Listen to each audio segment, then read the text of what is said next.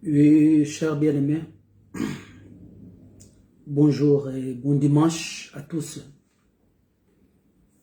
Bonjour et bon dimanche au peuple du Seigneur, aux bien-aimés de l'Éternel Dieu. Bon dimanche à tous. Ok, nous sommes encore là devant la table du Seigneur pour partager la nourriture du grand roi. Nous sommes le dimanche, nous voulons réfléchir dans un sujet, dans un thème, dans une pensée qui est les brigands. Les brigands. Que Dieu nous fasse grâce afin que la vérité soit classée en plein jour.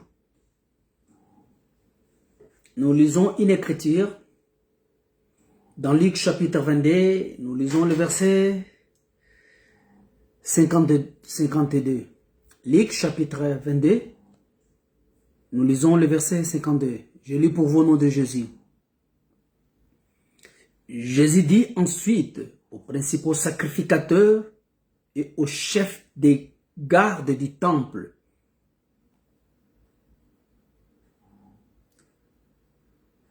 qui étaient venus contre lui: vous êtes venus comme après un brigand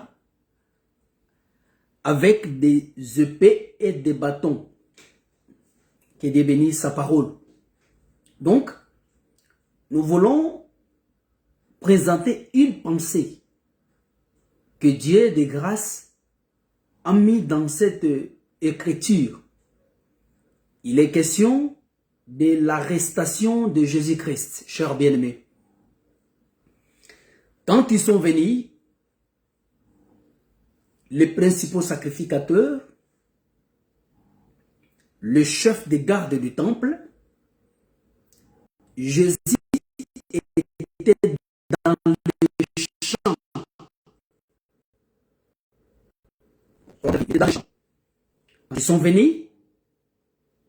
Ils sont venus avec des épées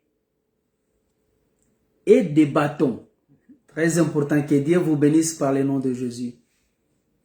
Ils sont venus avec des épées et des bâtons. Mais hélas, Jésus s'exclama.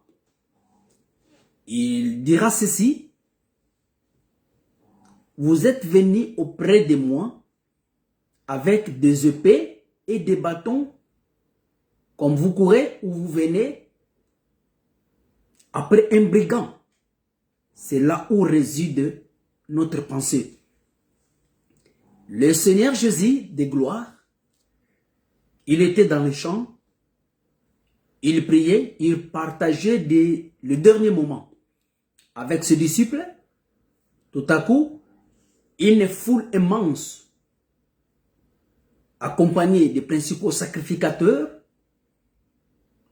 des gardes du temple, ils étaient à sa course. Mais maintenant, Jésus répliqua: vous êtes venus auprès de moi avec des brigands, avec des bâtons et des épées. Pourquoi le Seigneur prend-il l'exemple d'un brigand, tandis que lui n'est pas un brigand? Pourquoi Jésus devrait-il parler de brigand? Voilà pourquoi l'Écriture donne des réflexions. L'Écriture nous donne une pensée. Jésus de gloire venait d'être arrêté par des principaux sacrificateurs, entre guillemets, ceux qui se disent aussi des prédicateurs de l'évangile, mais amener des épées et des bâtons. C'est par là que nous voulons s'interroger. Nous voulons creuser davantage pour savoir pourquoi les principaux sacrificateurs amenèrent-ils des épées et des bâtons, ainsi que Jésus s'est prononcé comme un brigand. Qui est un brigand? Pourquoi un brigand? Lisons une autre critique. Parce qu'aujourd'hui, par la grâce du Seigneur, nous ne serons pas longs. Nous allons juste présenter des Écritures pour donner la pensée claire du Seigneur Jésus. Psaume chapitre 74, nous lisons le verset 20. Je lis au nom de Jésus. Nous sommes dans Psaume chapitre 74, nous lisons le verset 20. Si le Seigneur nous fait la grâce. Ok. Israël maintenant parle à l'Éternel. Ayez égard à l'alliance, car les lieux sombres du pays sont pleins de repères de brigands.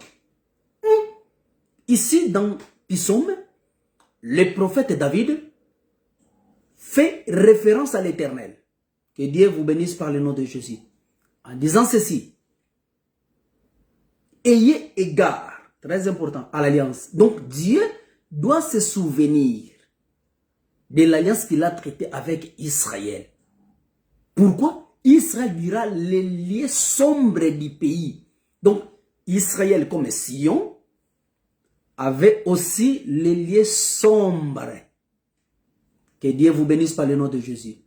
Et dans ces lieux sombres, les brigands se cachèrent. Donc les brigands cherchaient des lieux sombres, ils mettaient des repères des embuscades. Donc un brigand, dans le sens littéraire, c'est une personne qui se cache dans le noir, dans le but de piller, de voler et de détruire. Donc, un brigand se cache dans le sombre, dans une partie noire, dans l'objectif de piller, de voler, et muni des armes. Les brigands, il se tient dans le noir, muni des armes, ayant comme objectif de piller, de voler. Donc, un brigand, c'est un voleur, c'est un destructeur. Un brigand, c'est un ennemi. Ok. Gloire soit rendue à Dieu. Mais David dira les lieux sombres du pays. Donc, Israël, comme les pays où Sion, avait aussi des lieux sombres ainsi que des lieux éclairés. Très important. Des lieux sombres et des lieux éclairés. Dans les lieux éclairés, les brigands n'y s'y trouvaient pas.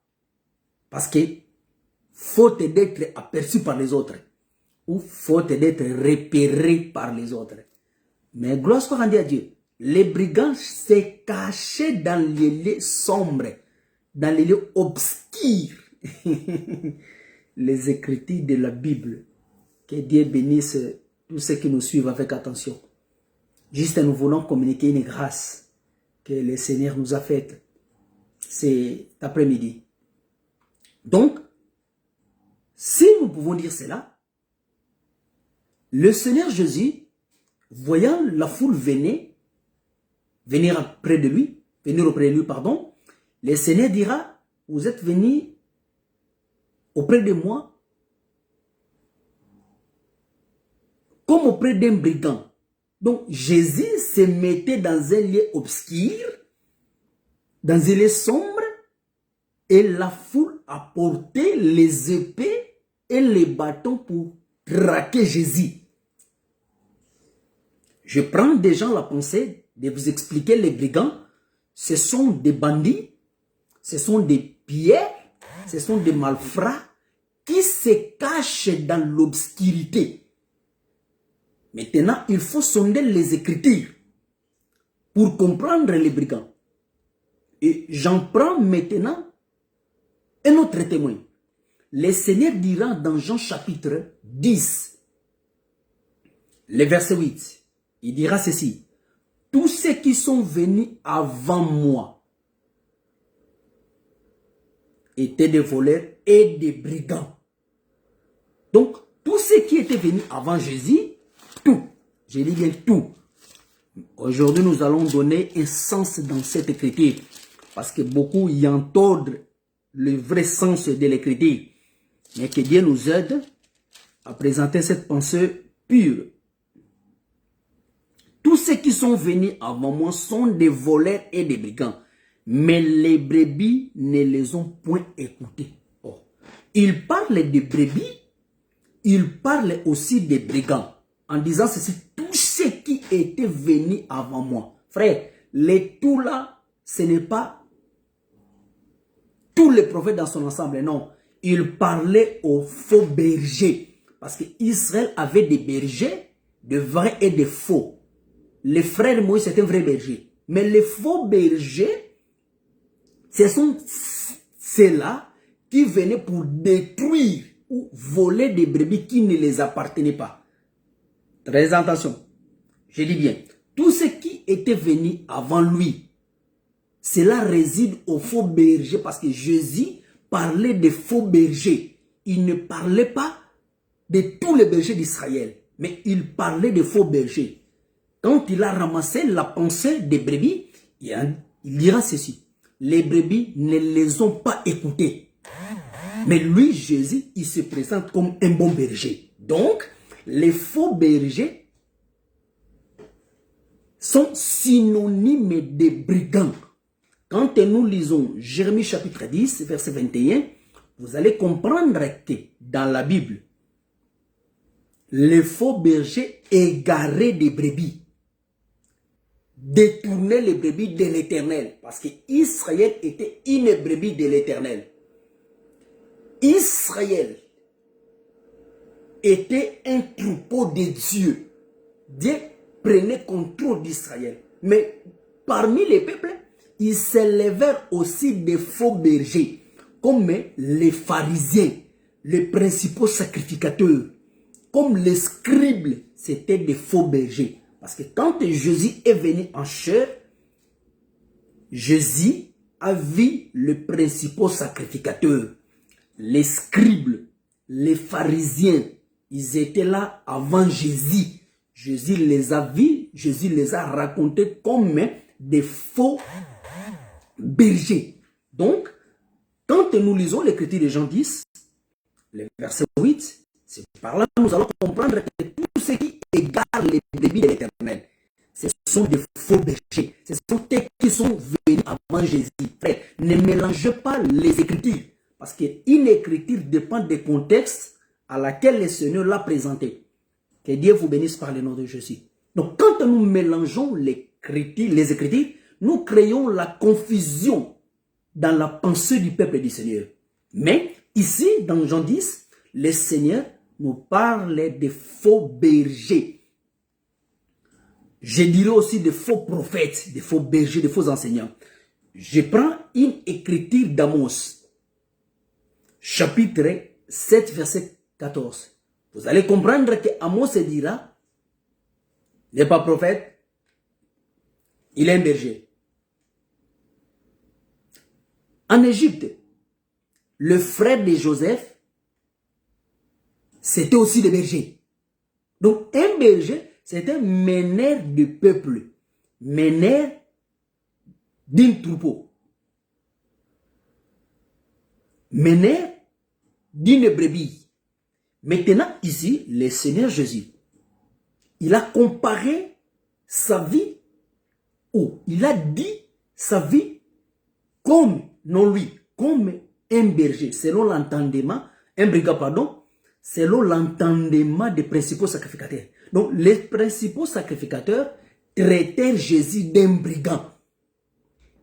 Je dis, un brigand, c'est un faux enseignant.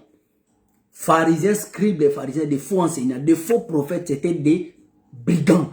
Ils se mettent dans les endroits obscurs, sombres.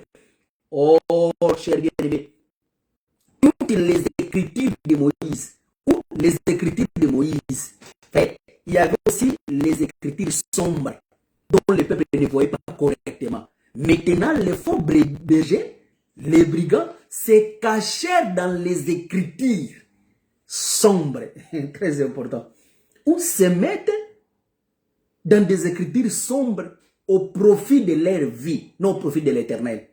Je prends un exemple. David avait plusieurs femmes. Quand les faux prophètes viennent, ils prennent cette écriture. Nous aussi, nous allons avoir beaucoup de femmes parce que David en avait plusieurs. Il prend aussi l'écriture d'Abraham. Abraham avait plusieurs femmes. En disant ceci, voilà la polygamie. Oh, ils n'ont pas prêté l'attention à Galate. Car ces choses étaient l'ombre des choses à venir, dont la réalité devrait s'accomplir dans la vie de Christ et Jésus. Que Dieu vous bénisse. Oh, dans Galates, Abraham, Paul dira ceci. Ces choses étaient allégoriques, donc des représentations qui cachaient en elles une pensée. Que Dieu vous bénisse par le nom de Jésus. Donc, les principaux sacrificateurs, le scribe, les pharisiens, les faux prophètes, ce sont des brigands. Ils se cachent dans des endroits sombres. Ils prennent des écritures qui donnent plaisir à leur vie. Ils choisissent des écritures pour enseigner. Ils choisissent des portions des écritures qui donnent gloire à leur vie, qui en tirent profit. Mais ils ne prennent pas la totalité de l'écriture comme une vie. Vous voyez la différence maintenant? Donc, les faux prédicateurs actuels aussi, nous disons, ce sont des brigands. Je vais en venir. Mais les brigands, il faut les menacer avec l'épée. Je prends maintenant les armes qu'a utilisées la foule, les principaux sacrificateurs et les gardes du temple. Je prends ces armes. Donc, le Seigneur voulait nous enseigner ceci. Un brigand, on les menace avec l'épée et les bâtons seulement, non avec la main. Parce que lui aussi, il est armé. Donc, pour chasser celui qui est armé, il faut lui amener les bâtons et les épées, ou l'épée et les bâtons. Très important. Ce sont des choses que nous voulons avertir le peuple de Dieu ce dimanche. Parce que, frère, si nous regardons l'aspect du pays ou des contrées par lesquelles nous vivons, voyons, il y a tant des églises. Chaque église est un troupeau de brebis ayant des bergers comme des prédicateurs de l'évangile. Très important. Chaque millier, nous avons des assemblées qui représentent des troupeaux de brebis ayant des prédicateurs comme des bergers. Mais maintenant, ici, nous voyons que les faux prédicateurs, qui dit faux, c'est celui qui tord l'essence de l'écriture, qu'il prend l'écriture pour son intérêt, pour son avantage, comme a dit le frère Paul. Ah, les brigands. Les brigands. Donc, Jésus était étonné. Le principal sacrificateur venait auprès de lui comme un brigand, mais il n'était pas un brigand.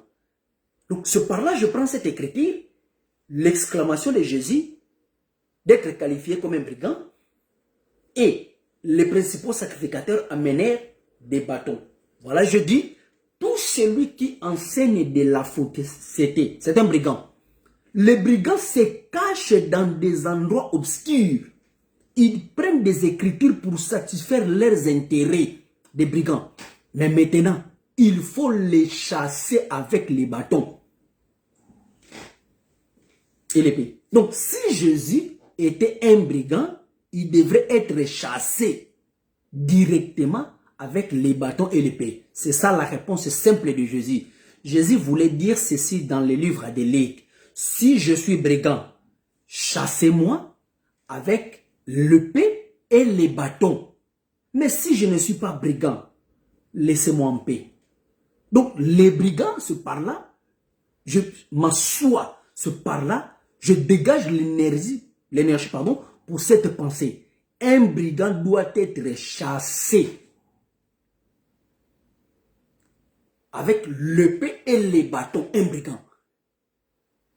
Peuple de Dieu, bien-aimé dans le Seigneur, si le Seigneur a été confondu comme un brigand, donc les pharisiens, les principaux sacrificateurs, dirent à Jésus ceci, que toi, Jésus, tu dérobes les bergers qui ne t'appartiennent pas, les brebis, pardon. Vous pillez des brebis qui ne vous appartiennent pas. Nous sommes venus te chasser avec l'épée et le bâton. Je prends cette écriture. Je ne change que la forme. Je prends d'abord les brigands pour expliquer les brigands comme un faux enseignant, comme un faux prédicateur. Qui est le faux prédicateur, frère? Nous sommes des sentinelles.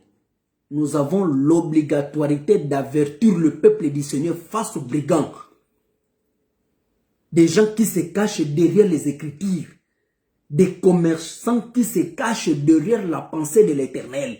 Ils se cachent derrière des églises ayant des fortunes. Ils ont des moyens. Ils ont pris cette voie comme la voie de gagner des choses. Je prends un exemple. Élisée, il s'est endormi sur un fils pour donner la vie. Maintenant, les brigands prennent cette écriture. Ils endorment. Ils montent sur les mamans, passez-moi l'expression, de sœurs, de frères, pour en faire des débauches dans l'église. Ils prennent une écriture qui n'est pas conforme à la pensée humaine. Parce que regardez, cet enfant-là, il était petit détail, mais quand Élisée est monté sur l'enfant, il devrait avoir la même taille. C'est prophétique. Mais maintenant, les débauchés, les pécheurs, les brigands, ils sont là pour détourner le peuple du Seigneur l'attention. Ils prennent des enfants, ils prennent des sœurs pour passer à l'impudicité. Ce sont des brigands. Ils prennent des vins, des boissons alcooliques pour faire la débauche dans l'église. Ce sont des brigands. Tout prédicateur qui tombe de l'essence de l'écriture au profit de ses intérêts, c'est un brigand. Frère, il faut les menacer avec des armes. Je vais vous présenter des armes. Il s'agit que de l'épée et du bâton. Frère, vous savez Lévi. Lévi ne connaît ni père. Il ne connaît ni sa mère. Il ne craint personne. Face à une circonstance, Lévi sort l'épée. Frère, je crois un ministre de la parole, c'est un Lévi. Face à la fausseté, frère, il ne peut pas reculer. Souvenez-vous de la litière de Salomon, des anciens ministres de l'épée, pour stopper l'alarme nocturne. Frère, nous marchons la nuit. Il y a des sons, il y a des fausses chansons qui se tournent la nuit. Il faut les couper au travers l'épée, non au travers la main. Ma prédication, ma béba kata kayango, na lité à solo. Donc, je suis là comme votre bien-aimé, Nini, de vous présenter que face à nous aujourd'hui, nous avons plusieurs brigands. Et les brigands, il faut les menacer. Frère, ne les laissez pas en paix. Paul a enseigné. Ils s'introduisent dans des maisons et captivent des femmes faibles, bornées, ayant des désirs. Ils se sont fait des foules de femmes. Ils se sont fait des foules de gens, des femmes bornées, sans intelligence de l'esprit, sans une pensée de l'esprit. Des faux prédicateurs s'introduisent dans des maisons pour jouer avec nos soeurs, jouer avec nos mamans, abuser nos frères. Ce sont des brebis de l'Éternel. L'église ne nous appartient pas. L'église, c'est le troupeau de l'Éternel. L'église est pour Dieu. Aucun pasteur est au-dessus de l'église, frère. C'est lui qui est au-dessus de l'église, c'est Jésus lui-même. Mais aujourd'hui, les brigands, nous avons des brigands. Ils choisissent des écritures faibles, des écritures de l'ombre. Ils courent devant la polygamie. Même les pasteurs, deux fois. Ah, que le Seigneur nous vienne en aide. Mais nous allons utiliser que l'épée. Parce que le frère Paul dira dans 2 Corinthiens chapitre 10. Je vais lire cette écriture. Dans 2 Corinthiens chapitre 10, le verset 4. Je lis cette écriture, ça me fait de la joie. Je parle des brigands et des bâtons. Il faut les menacer. Je prends l'illustration de l'arrestation de Jésus. 2 Corinthiens 10, verset 4. Car les armes à laquelle nous combattons ne sont pas charnelles, mais elles sont puissantes. Mais elles sont puissantes par la vertu de Dieu. Très important. Pourquoi? Pour renverser les forteresses. Donc, nous utilisons des armes puissantes. Quand nous lisons Éphésiens, Éphésiens va nous parler de l'épée. Comme la parole. Quand nous parlerons de bâtons, vous allez voir Judas nous parler de bâtons comme la royauté. Donc, pour chasser les faux enseignements, c'est par la parole du Seigneur et la puissance de la parole. La parole et la puissance chassent l'ignorance dans les têtes. Frère, comment expliquer une maman qui se respecte? Elle se tient devant un pasteur, je ne sais pas, un prophète, et venant apporter de l'huile, et la maman se déshabille. D'où est venu cet enseignement? Les femmes se déshabillent devant les hommes de Dieu, entre guillemets les hommes de Dieu. Or, ce sont des brigands. Ils abusent de nos mamans, ils abusent de nos sœurs. Vous avez pris l'église comme propriété de l'Éternel. Ils chantent dans le nom de l'église, ils mettent leur nom. L'église, c'est comme Yabango et leur famille. Le père Akoufi et son fils succède du trône. Fils Akoufi, le petit-fils, c'est comme ça. Est-ce que vous ne voyez pas que vous avez pris le peuple du Seigneur en otage? Vous dérobez, vous pillez les brebis de l'Éternel. Vous avez créé des offrandes qui n'existent pas dans la Bible. Des enseignements de l'huile, des enseignements de mafuta, des enseignements de côté kabamaï. Frère, vous êtes des commerçants, oh des brigands, frère. Réveillez-vous, peuple du Seigneur. Ne donnez pas votre confiance, votre oreille à peine n'importe qui. Il peut se dire, un prophète, veillez. Car Moïse a dit ceci, quand le prophète s'élèvera, et ce prophète venant de l'Éternel prophétisera sur le peuple, ne sois pas paniqué. Veillez à ce que cela s'accomplisse. Et dès que la prophétie s'accomplisse, vois aussi là où le prophète vous amènera. Donc, on peut prophétiser pour moi, j'accepte, je dis Amen. Et je vais sur la prophétie. Dès que la prophétie se concrétise, ensuite, je verrai ce que dira le prophète. S'il te dit, non, donne-moi de l'argent pour la prophétie, c'est un brigand. Vous payez de l'huile pour vous rendre, c'est un brigand. Vous achetez ceci, c'est un brigand. Amenez-moi des photos, c'est un brigand. Car la parole est simple. Je suis là pour renverser. Je suis là pour menacer des brigands qui se sont mis en danger, en piège, en embuscade, pour réduire et détruire les peuples du Seigneur par de fausses prédications, des prédications compromettantes, de faux témoignages. Ils paient des magiciens, ils paient des gens pour venir témoigner. Ils amènent des chansons mondaines. Des chansons mondaines dans l'église du Seigneur. Frères, ce sont des brigands dans l'objectif. Tout ce qu'ils font là, dans l'objectif est d'éloigner le peuple du Seigneur face à l'Éternel. Voilà pourquoi le Seigneur s'exclama. Oh, vous êtes venus auprès de moi. Comme vous poursuivez un brigand avec des bâtons. Donc, moi aussi, je me tiens là avec les bâtons et l'épée, qui est la parole et la puissance de la parole, ou l'autorité de la parole, pour menacer tout ce qui se cache dans les Écritures pour gagner les intérêts. Plusieurs fiancés dans l'église, c'est un brigand, pasteur. Des brigands. Faites du commerce dans l'église, des brigands. Vendeurs des huiles, des brigands. Vendeurs des eaux, vous prenez des bouteilles d'eau, ce sont des brigands. Les pasteurs, vous divorcez le matin, tu te maries le soir, tu es un brigand. Quand le divorce n'a pas de soubassement biblique, vous êtes un brigand. Donc, les enfants du Seigneur, les peuples de Dieu, veillez que personne ne vous exploite comme une proie, que personne dérobe l'enseignement que Jésus a mis dans votre cœur, que personne ne change votre manière de voir Jésus. Non, nous disons non, c'est assez. Nous ne pouvons pas vivre comme ça, frère. Nous sommes appelés à éduquer la foule, à mener la foule vers l'Éternel Dieu.